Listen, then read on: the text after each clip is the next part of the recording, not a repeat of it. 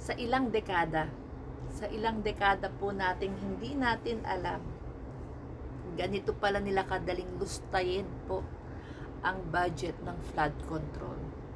Diba? Ganito po kadaling lustayin ng mga anak ng mga korap na politiko, anak ng mga DPWH employees, mga contractors. Ganito po nila kadaling lustayin po ang budget ng flood control.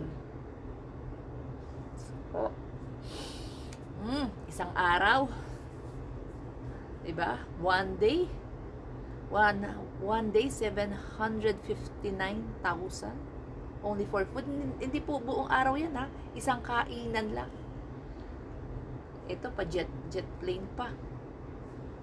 Okay yan kung talagang galing yan sa pagsisikap ng magulang, pagod at walang inaagrabyado, walang ninanakaw. If talagang galing yan sa malinis at hindi dahil sa panloloko, pangungulimbat. Diba? Pero grabe. Ilang dekada tayong nagdurusa sa flood control, sa baha, lubog sa baha, bata pa ako.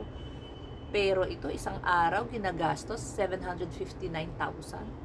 Isang kainan. Tindi ng mga anak. Ang tindi po ng mga anak. Ang kakapal ng muka. Manang-mana sa mga magulang.